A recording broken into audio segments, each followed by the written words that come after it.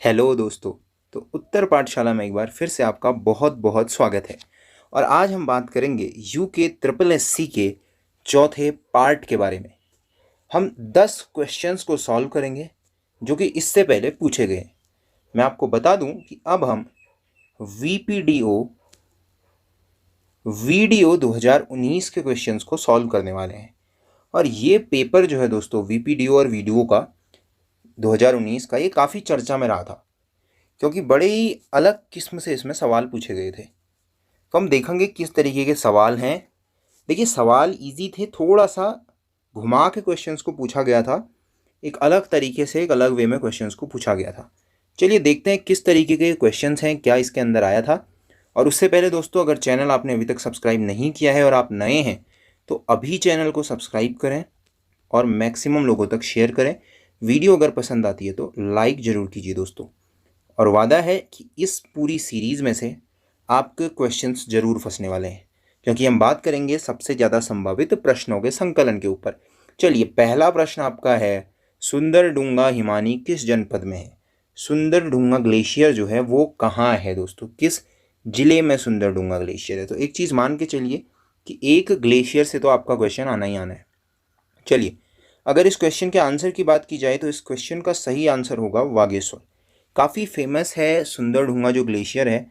सुंदरडूंगा का मतलब ही होता है दोस्तों अच्छा पत्थर, यानी कि सुंदर पत्थर। तो मेनली जो सुंदरडूंगा ग्लेशियर है दोस्तों, इसके अंदर दो अलग अलग ग्लेशियर आते हैं। एक तो आता है माटकोटी, एक आता है माटकोटी, और एक आता है सुखराम ग्लेशियर। माटकोटी और सुखराम ग्लेशियर बागेश्वर के कपकोट ब्लॉक में है ये। तो इसमें आता है माटकोटी और सुखराम ग्लेशियर। और नंदा कुंड अगर आपने नाम सुना हो तो नंदा कुंड भी यहीं आता है दोस्तों, नंदा कुंड भी यहीं आता है। देखिए, ये है सुंदरडूंगा ग्लेशियर जाने का रास्ता जो है दोस्तों, इस तरीके के कुछ रास्ता है। ये है सुंदरडूंगा ग्लेशियर का एरिया, इस तरीके से जाता है। बात की जाए अन्य ग्लेशियरों की तो देखिए, इनमें से आपका एक क्वेश्चन जरूर पूछा जाना है। आप देख लीजिए, उत्तरकाशी के ग्लेशियर देखिए, डोरियानी ग्लेशियर, बंदरपूज ग्लेशियर, उसके अलावा यमुनोत्री और गंगोत्री। यमुनोत्री और गंगोत्री तो आपको पता ही होगा, ये उत्तरकाशी में है दोनों। और डोरियानी और बंदरपूछ, ये दोनों भी आपको याद रखने हैं। बात की जाए टिहरी और रुद्रप्रयाग तो खतलिंग देख लीजिए। और रुद्रप्रयाग के जो बाकी हैं वो हैं चौराबाड़ी, काफ़ी फेमस है दोस्तों। केदारनाथ ग्लेशियर, ये याद होगा आपको। दूनागिरी ग्लेशियर, ये आपको याद करना पड़ेगा, चमोली में है। अब बद्रीनाथ और सतोपंथ आपको याद हो जाएगा। चलिए, पिथौरागढ़ के देख लीजिए, मिलम, काली, नामिक, हीरामणि, पिनौरा, पोंटिंग, ये सारे ग्लेशियर हैं दोस्तों। सुखराम, पिंडारी और कफनी, ये बागेश्वर के हैं। तो ये जो बाकी के ग्लेशियर हैं दोस्तों, वो ग्लेशियर ये रहे जो काफ़ी इंपॉर्टेंट ग्लेशियर हैं। सभी ग्लेशियर नहीं है, इंपॉर्टेंट ग्लेशियर जो हैं वो ये सारे ग्लेशियर हैं दोस्तों, ये आपको याद रखना है। अभी जैसे आपको इसमें से मिलम ग्लेशियर के बारे में याद रखना है। मिलम ग्लेशियर अगर आपको जाना है तो आपको परमिशन लेके जाना पड़ेगा दोस्तों, मिलम ग्लेशियर गवर्नमेंट की। तो इस तरीके से बहुत सारे ग्लेशियर, ये इंपॉर्टेंट ग्लेशियर्स हैं, इनके बारे में आप और ज़्यादा पढ़ना चाहे तो सर्च कर सकते हैं और इनके बारे में पढ़ सकते हैं। और आप व्हाट्सएप, ट्विटर, फेसबुक, इंस्टा, कहीं भी हमसे जुड़ सकते हैं। आपको बस उत्तर पाठशाला सर्च करना है और व्हाट्सएप के लिए आपको नंबर इन स्लाइड्स में दिया गया है, आगे आप देख सकते हैं। और साथ ही आप सर्च कर सकते हैं UK triple SC exam preparation Uttar Pathshala की। तो Uttar Pathshala UK triple SC exam preparation अगर आप सर्च करेंगे तो हमारा टेलीग्राम पे भी आपको पेज दिख जाएगा। हम पर डे के वहाँ क्विज ऑर्गेनाइज कराते हैं। चलिए, अगला क्वेश्चन देखिए, काफ़ी इंपॉर्टेंट है। ये है व्हाट्सएप नंबर दोस्तों, यहाँ आप नाम भेज सकते हैं अपना, हम आपको ऐड कर देंगे। प्रसिद्ध साहित्यकार शैलेश मटियानी का जन्म उत्तराखंड के किस जनपद में हुआ है? अब आप सोच रहे होंगे कि ये एक स्टैटिक का क्वेश्चन है दोस्तों। ये शैलेश मटियानी जो पुरस्कार होता है, जो टीचर्स को दिया जाता है, उसको देखते हुए करंट का ये क्वेश्चन था। तो ये क्वेश्चन करंट से उठा के पूछा गया था दोस्तों। शैलेश मटियानी शिक्षकों को जो पुरस्कार दिया जाता है, वहाँ से उठा के ये क्वेश्चन पूछा गया था। तो चलिए इसका आंसर देखते हैं। शैलेश मटियानी जी का जो जन्म हुआ था दोस्तों, 14 अक्टूबर 1931 को हुआ था। और कहाँ हुआ था दोस्तों? तो ये हुआ था आपका अल्मोड़ा डिस्ट्रिक्ट में। इसका सही जवाब हो जाता है डी, अल्मोड़ा। तो काफ़ी बुकें लिखी हैं, काफ़ी उपन्यास लिखे हैं। ये भी आपसे यूकेएसएससी में पूछता है, बताइए ये उपन्यास है या कहानी है, तो ये भी ध्यान देना है। जैसे बोरीवली से बोरीबंदर है, मुठभेड़ है, ये दोनों इनके उपन्यास हैं। बाकी भी हैं, चील, अर्धांगिनी, तो ये सारी इनकी कहानियाँ हैं दोस्तों। बात की जाए इनकी रचनाओं की, ये देख लीजिए, शैलेश मटियानी जी हैं। तो ये जो विजुअलाइजेशन है, आपको विजुअलाइज होके चीज़ें कुछ ज़्यादा याद रहेंगी, इसीलिए ये सब स्लाइड्स डाली हैं दोस्तों। चलिए, शैलेश मटियानी जी का जन्म हुआ था उत्तराखंड राज्य के कुमाऊं क्षेत्र के अंतर्गत अल्मोड़ा जिले के बाड़ेछिना में। आप देख सकते हैं बाड़ेछिना में हुआ था, 14 अक्टूबर 1931 को ये हुआ था। तो मूल नाम देख लीजिए, रमेश चंद्र सिंह मटियानी, ये भी आ सकता है रमेश चंद्र सिंह मटियानी। तो बाकी कुछ खास है नहीं। चलिए देख लीजिए इनके कुछ पुरस्कार देख लीजिए। बोरीबली से बोरीबंदर उपन्यास के लिए उत्तर प्रदेश सरकार के द्वारा और उत्तर प्रदेश हिंदी संस्थान का प्रेमचंद पुरस्कार भी इनको मिला है महाभोज कहानी के लिए। उत्तर प्रदेश की ओर से इनको पुरस्कार काफ़ी मिले हैं, तब उत्तर प्रदेश हुआ करता था। फणीश्वर नाथ रेणु पुरस्कार इन्हें मिला हुआ है। संस्थागत सम्मान इन्हें मिला है उत्तर प्रदेश सरकार का। देवरिया कोडिया संस्थान द्वारा इनको साधना सम्मान मिला है दोस्तों। डी लिट की मानक उपाधि भी इन्हें कुमाऊं विश्वविद्यालय ने दी थी। डी लिट की मानद उपाधि भी इन्हें दी हुई है कुमाऊं विश्वविद्यालय ने। उत्तर प्रदेश हिंदी संस्थान द्वारा इनको लोहिया सम्मान दिया गया है दोस्तों।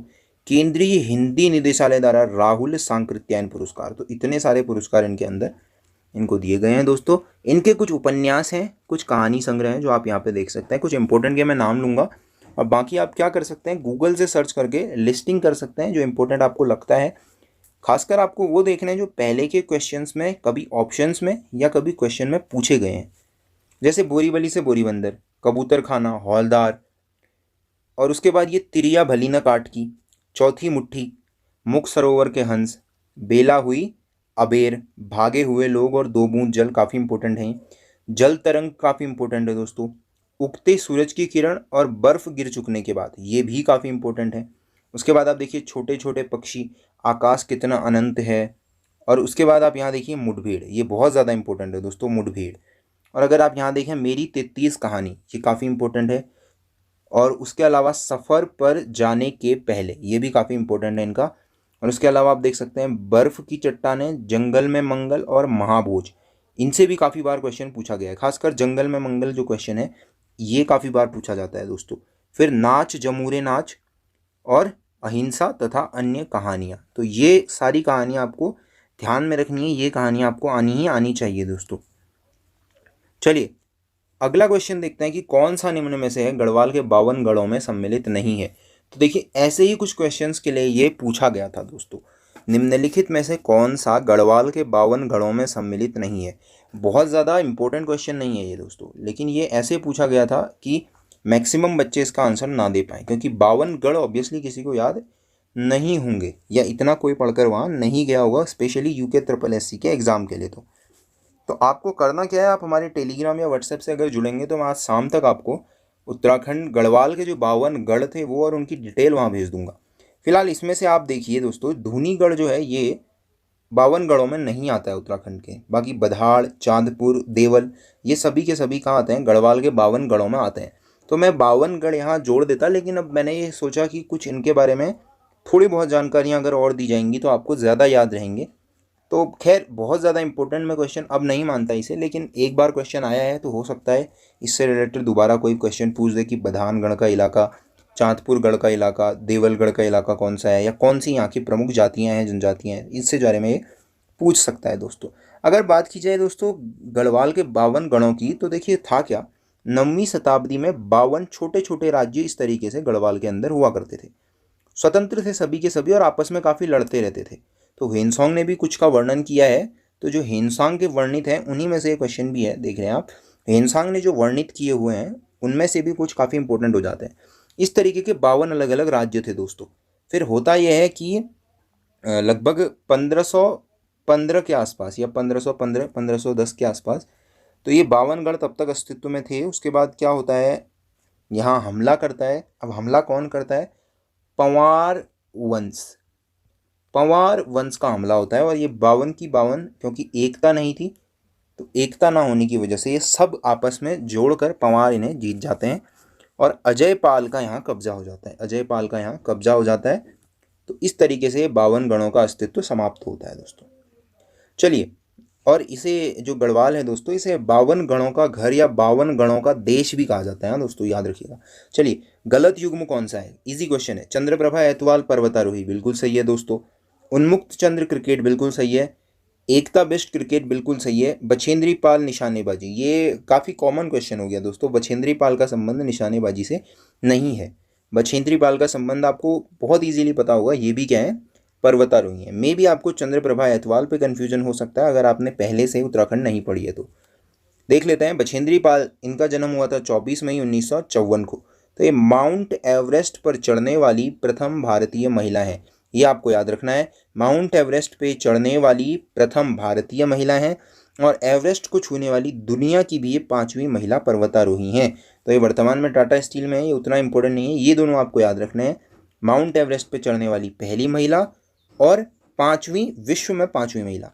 तो ये हैं दोस्तों, देख सकते हैं आप। फिर देखिए उन्मुक्त, उन्मुक्त ये रणजी ट्रॉफी में खेले थे। 5 मैचों में इन्होंने 400 रन बनाए थे, काफ़ी ज़्यादा फेमस हुए थे। उसके बाद फिर घरेलू क्रिकेट में भी इन्होंने खेला दिल्ली की तरफ से। उसके बाद आप देख सकते हैं अंडर 19 की टीम में खेला और 2012 में ऑस्ट्रेलिया का अंडर 19 वर्ल्ड कप इन्होंने इंडिया को जितवाया था। अब अगर आप देखें तो अगर ये क्वेश्चन आपसे पूछा जाए कि 2012 का अंडर 19 वर्ल्ड कप कहाँ हुआ था या कौन जीता था, तो उसे स्टैटिक का क्वेश्चन नहीं मानना है, वो यहाँ से क्वेश्चन पूछा गया है उन्मुक्त चंद से। अगर कोई भी करंट अफेयर रिलेटेड आता है उन्मुक्त चंद का, तो आप मान के चलिए कि ऐसा क्वेश्चन पूछा जा सकता है। इसीलिए आप उत्तराखंड के करंट अफेयर जरूर देखा कीजिए दोस्तों। अब देखिए ये है उन्मुक्त चंद और ये देख सकते हैं आप बीसीसीआई दिल्ली क्रिकेट एसोसिएशन का ये थैंक यू बोला है। क्योंकि क्या हुआ है कि अब ये दिल्ली की तरफ से नहीं, उत्तराखंड की तरफ से घरेलू मैच और रणजी खेलेंगे।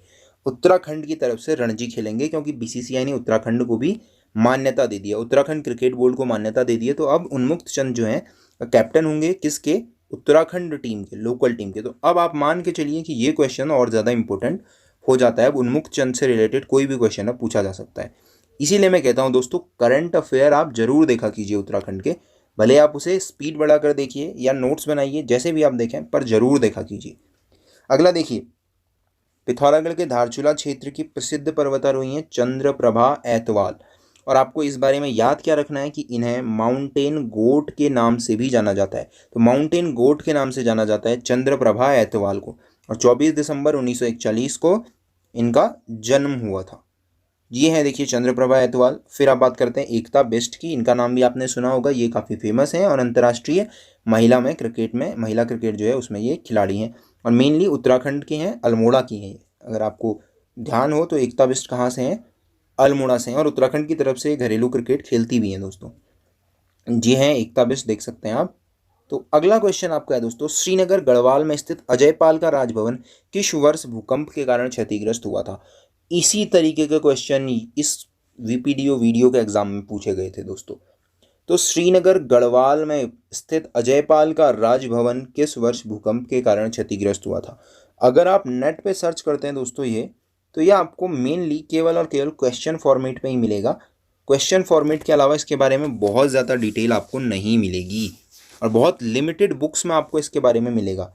लेकिन अगर आप ध्यान से देखें कि गढ़वाल के अंदर, अगर आप आपदा प्रबंधन के अंदर कुछ पढ़ते हैं तो आपको पता होगा कि 1803 में गढ़वाल में, जी हाँ 1803 में गढ़वाल में एक बहुत बड़ा भूकंप आया था 8.5 रिक्टर स्केल की तीव्रता का। अब देखिए 1803 में 8.5 रिक्टर स्केल की तीव्रता का भूकंप आया हुआ था दोस्तों गढ़वाल में। तो ऑब्वियस सी बात है 1808, 1803 और 1815 का जो आंसर है वो एलिमिनेट हो जाता है। सॉरी 1805 का जो ये है ये एलिमिनेट हो जाता है और 1803 वाला ऑटोमेटिक क्या हो जाता है दोस्तों, सही हो जाता है, क्योंकि 1803 में गढ़वाल में बहुत बड़ा भूकंप आया था।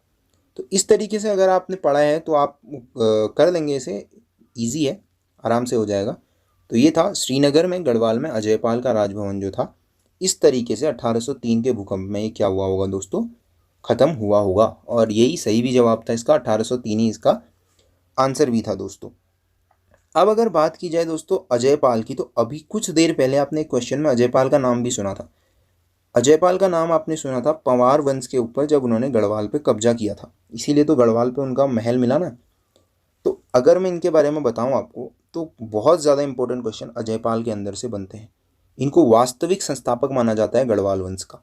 तो देखिए इनसे क्या क्या क्वेश्चन बनते हैं। तो 1515 में इन्होंने इसका नाम किया गढ़वाल, 1515 में इन्होंने इसका नाम किया गढ़वाल। आनंदपाल के ये पुत्र थे दोस्तों। तो अगर मैं इनकी बात करूं तो गढ़वाल का अशोक इनको कहा जाता है। तो अजयपाल को गढ़वाल का अशोक कहा जाता है। गढ़वाल का अशोक क्यों? क्योंकि इन्होंने, जैसे अशोक ने अंतिम में बौद्ध धर्म अपनाया था, इन्होंने भी एक सत्यनामी संप्रदाय की स्थापना की थी। याद रखना है आपको, सत्यनामी संप्रदाय की स्थापना की थी अजयपाल ने। इसके अलावा दोस्तों सरोला ब्राह्मण, यानी कि सरोला ब्राह्मण, इस नए ब्राह्मण समुदाय की भी इन्होंने स्थापना की थी। ये क्या करते थे? युद्ध के वक्त खाना खिलाने और बनाने का काम करते थे। सरोला ब्राह्मण, इनकी भी इन्होंने नियुक्ति करी थी, सरोला ब्राह्मणों की। इसके साथ ही देवलगढ़ में, बहुत ज़्यादा इंपॉर्टेंट पार्ट है दोस्तों ये, देवलगढ़ में इन्होंने राजेश्वरी मंदिर का निर्माण किया था। तो देवलगढ़ में राजेश्वरी मंदिर का इन्होंने क्या किया था दोस्तों? निर्माण किया था। तो देवलगढ़ में ही एक शिलालेख है दोस्तों। अब ये सब अगर आप नोट्स बना रहे हैं तो आपके लिए ज़्यादा ईजी हो जाएगा। देवलगढ़ में एक शिलालेख है दोस्तों। तो देवलगढ़ के शिलालेख में इनके नाम आता है धर्मपाथो या धूलिपात के बारे में भी आता है। वो धर्मपाथो जो था या धूलिपाथा जिसको हम कहते थे, वो अनाज नापने के काम में आता था दोस्तों। जो धर्मपाथा था वो अनाज नापने के काम में आता था, और इसका वर्णन कहाँ है? देवलगढ़ के शिलालेख में है दोस्तों। तो इतने सारे क्वेश्चन आपको अजयपाल से मिल गए। तो इस टाइप के क्वेश्चन, इससे ज़्यादा क्वेश्चन अब अजयपाल से वो क्या पूछेगा। चलिए, निम्नलिखित में से किस वर्ष नैनीताल में भारी भूस्खलन हुआ था? 2 बार ये क्वेश्चन डिस्कशन हो चुका है। एक बार इससे पहले हम इसके बारे में पूरा पढ़ चुके हैं दोस्तों। अब इससे ज़्यादा इस पर कोई डिस्कशन की ज़रूरत ही नहीं बचती है। 1880 इसका बिल्कुल सही जवाब है दोस्तों। 1880 में भूस्खलन हुआ था और लगभग 151 अंग्रेजों की मौत हुई थी। 151 अंग्रेजों की। इसी के बाद ये इसलिए पूछा गया था दोस्तों क्योंकि करंट में उत्तराखंड के अंदर आपदाएं चल रही थी उस समय, और आपदाएं चल रही थी तो इसी 1880 में आए इस भूस्खलन के बाद ही नैनीताल में आपदा प्रबंधन की नीतियां बनी थी दोस्तों। इसीलिए ये क्वेश्चन भी करंट अफेयर से ही रिलेटेड था, स्टैटिक के फॉर्म पे पूछा गया था। तो 1880 का जो ये भूस्खलन था दोस्तों, ये हुआ किसमें था? शेर का डांडा, जो वहाँ एक पहाड़ है शेर का डांडा, उसमें ये भूस्खलन हुआ था दोस्तों। इस तरीके से ये कुछ भूस्खलन था दोस्तों। चलिए अगला देखिए, केदार मंडल पर ललितादित्य के आक्रमण की जानकारी कहाँ से प्राप्त होती है? बहुत ही शानदार क्वेश्चन दोस्तों, बहुत ही शानदार क्वेश्चन। देखिए, केदार मंडल पर ललितादित्य के आक्रमण की जानकारी कहाँ से प्राप्त होती है? बहुत कम लोग इसको बेसिकली पढ़ा हुआ जिसने उधर से सॉल्व करने वाले बहुत कम होंगे। लेकिन अब कॉमन सेंस की बात करते हैं दोस्तों। सभासार और हर्षचरित इसका आंसर नहीं हो सकता है। क्यों नहीं हो सकता है, मैं आपको आगे बताऊंगा। सभासार और हर्षचरित नहीं हो सकता है। इसका सही आंसर राजतरंगिणी होगा दोस्तों। और राजतरंगिणी भी सही क्यों होगा इसका भी मैं आपको आगे बताता हूँ। तो इसका सही आंसर होगा राजतरंगिणी दोस्तों। क्यों होगा देखते हैं। तो देखिए, बसंत देव ने कत्यूरियों की प्रथम शाखा की स्थापना की थी, और ये स्वतंत्र शासक नहीं थे। इनको यशोवर्मन के द्वारा उत्तराखंड का सामंत नियुक्त किया गया था। अब जो यशोवर्मन थे, इनको कश्मीर के शासक ललिता द्वितीय मुक्तपीड द्वारा हरा दिया गया था। यही जो ललिता द्वितीय मुक्तपीड है वही है ललिता द्वितीय।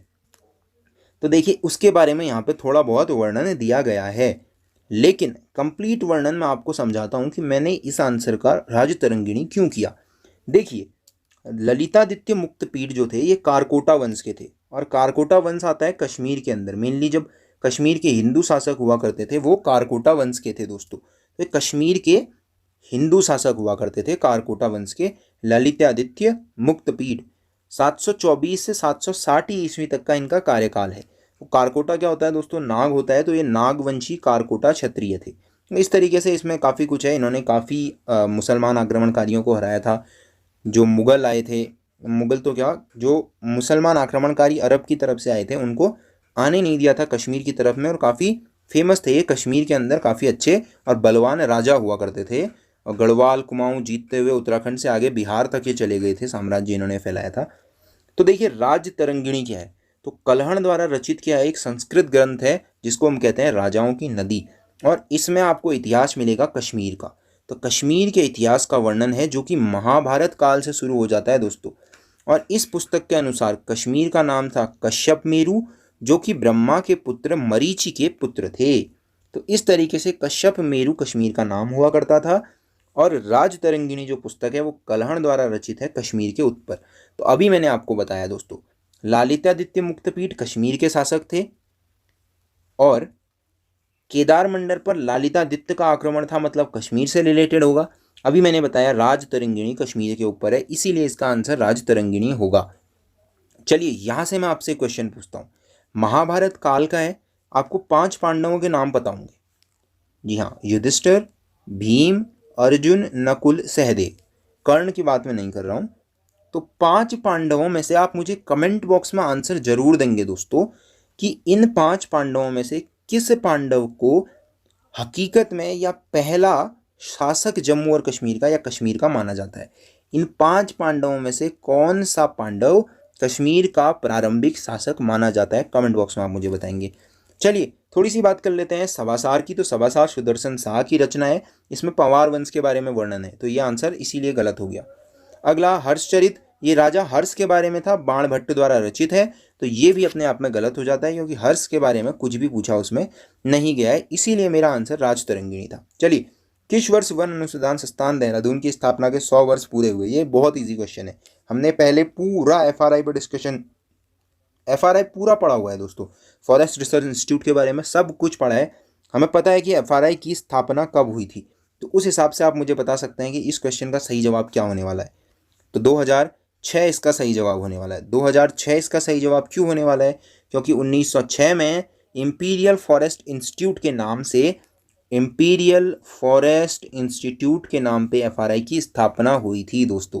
और उसके बाद ही मैंने आपको तब बताया भी था कि इसकी शैली जो है वो ग्रीक रोमन वास्तुकला की है। फिर इसके बारे में मैंने बहुत सारी चर्चा इससे पहले के यूके ट्रिपल एससी की वीडियो में की हुई। आप देख सकते हैं किस तरीके से क्वेश्चन रिपीट होते हैं, इसीलिए मैं कह रहा हूँ कि ये सबसे अधिक संभावित प्रश्नों का संकलन है, यहाँ से आपके क्वेश्चन जरूर आने हैं। ये रिपीटेड 2 क्वेश्चन हमने आज पढ़ लिए हैं दोस्तों। चलिए अब मैं आपको थोड़ा सा एफआरआई दिखा देता हूँ। चलिए, ये आपने देखा होगा, जो देहरादून गए हैं, जो नहीं भी गए हैं उन्होंने भी काफ़ी देखा होगा, काफ़ी फेमस है और बहुत सी मूवीज़ में भी ये यूज़ किया गया है। चलिए,